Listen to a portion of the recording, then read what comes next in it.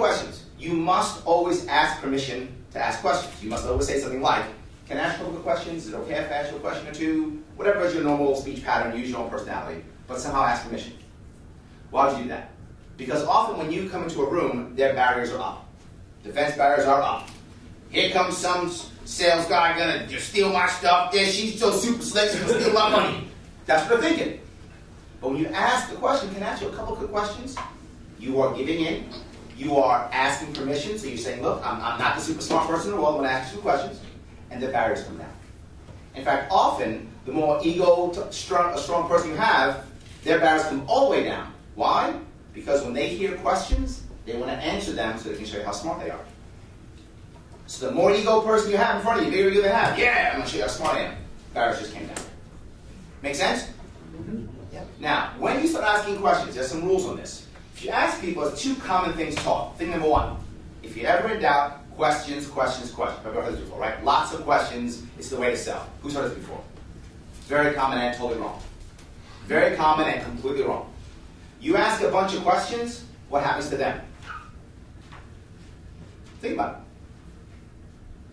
And how about this? And how about this? And how about this? And how about that? What happens to them?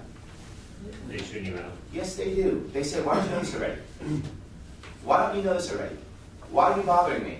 And you'll hear people say, you don't understand, right? People love talking about their business. Not 7 times if I've got to go through 7 people to get this thing done. No, they don't. They can't stand it.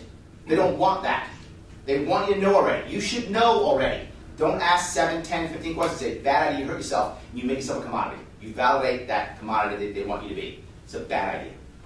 Second, people always say, as soon as you get into the room, before you even get in the room, know what's going to happen. Know up front what's going to happen. Why am I here? All these things. Ask up front. Make a deal. Look, before I get there, we're doing X, Y, and Z. When you get there. So why are we here? What do we need? Also completely wrong. It's wrong for 2 reasons. Number one, they see you as a sales rep now. There's no connection. So whatever contract they make with you, whatever agreement they make, is invalid. You've all said this to someone. It's okay if you say yes or no to me today, right? It's okay. And they go, yeah, absolutely. And at the end, what do they say? I want to think about it. Call me next week. Call me next month. Call me so-and-so. They don't make a decision. Even if they agree to, they don't. Because your contract's invalid because you're a sales rep. In their mind, you're not a person yet. You're still a sales rep. Does it make sense, everybody? Mm-hmm. So we don't want to start up front with this. This is a bad idea. Don't do that. Instead, go into a question that's more open, but there's a rule on questions. Someone tell me a question you would ask someone. Anyone, volunteer. What would you ask when you're in front of trying to sell them? What's the question you would ask? Go ahead, please. What are you trying to, what problem are you trying to resolve? What problem are you trying to resolve? Great, so that's a good question, right? Yes, no, maybe? Yes. Terrible question. Terrible question because anyone can ask it. I can be working in your field. You could hire me today. I walk and go, what question, what problem are you trying to solve? Doesn't do anything. We should change the way you question. You should question in a very specific way. It's an embedded fact question. An embedded fact question. Fact first, open-ended. So how would I turn that? I turn it like this.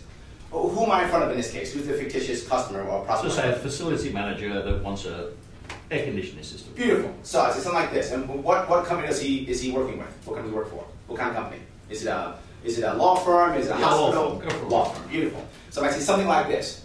Look, most law firms are right now having most trouble with keeping their conference rooms at a good temperature because people are coming in and people are coming out. The temperature is really a problem for them. That's what most are doing right now. How about you? See how powerful that question is? I'm asking the same thing. I'm asking, what's your problem, right? Yeah. But I'm not saying, what's your problem? I'm saying, I know your field. Because right now, here's what's happening in your world. Now, how about you? How about you isn't yes or no. Are you having that problem? Yes or no. Bad idea. Instead, how about you? Now we can say, yeah, last year we had this happen, and we had this vendor, and then my boss got mad, and then blah, blah, blah, blah. All the information you need. That would have been 4 or 5 questions, now comes out in 1. Not just that, I'm going back and forth, and you're nodding your head, oh, you had a problem with that vendor? I know that guy. Oh, your boss said that? Happens all the time. And you're back and forth creating a bond with this person, not interrogation. This is how we change our questioning. If you take anything from today, anything, take that. change your questioning from how many employees do you have, or how many lives do you have, is that how you work in your field? How many lives do you have? Whatever it is, right? how many bodies do you have? Whatever you would ask, right? Instead saying, most companies like yours will have X number of so-and-so and this problem and that problem. How about you? And the next time I'll tell you about the trends. Last year we had 100 people, then we lost 20, and now we're gaining more, and we're going to hire, we're going to fire, whatever the case may be. Again, you're getting the back and forth you need. You're answering multiple questions with one question, and it's a conversation, and it's not an interrogation. Does that make sense? Yes. It's critical to change that, and you have a different set. Now, what happens in this case where it's an RFP situation? Where now there's 3 or 4 of you in a dog and pony show. Maybe you have to go through that sometimes, right? You're the 3rd person or the 4th company to come in, whatever the case may be. Well, what do? They're sitting there like this, with the PowerPoint thing ready, like, put your PowerPoint up, tell me about yourself.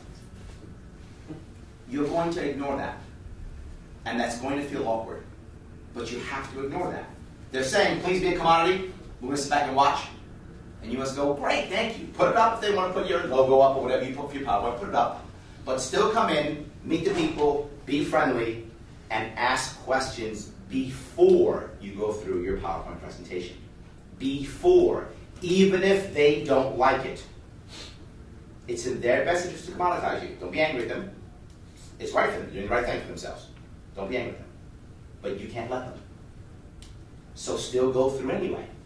Can I ask you a couple of questions? Look, we only got an hour for you guys, and we got a blah, blah, blah, blah. Right, got it. A couple of questions? Fine, go ahead. Boom, ask your questions. Because everything you get in that conversation, now when I do my pitch, I'm going to relate back to that conversation. Does it make sense? I'm going to relate that right back to that conversation. So we do X, Y, and Z. You get so-and-so. Just like you were talking about that problem you had with so-and-so, that's right here. Oh my God, you know us.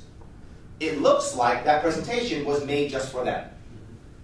But it wasn't. You're simply voicing over whatever you learned in the initial discussion. Does it make sense to everybody? Yep. So even if they push you, doesn't matter. If you think following the rules in a company's sales process gets you extra points, it does not. It gets you less points. So unless you're either in any go through an RFP process, you know the rules. If you're either the safest or the cheapest, you win. Right? If it's my money, I'm the entrepreneur, I will often go with cheapest. If I'm hired by someone, he's my boss, she's my boss, I go with the safest to keep my job. Right? That's the general rule. How do you break that? This is how. This is how. Otherwise, they're just watching a PowerPoint just to say the due diligence. They're not doing it because they actually care. I went through it, see boss, and I picked FedEx, who everyone picks. Right? So yes, I did the same thing everyone does, right?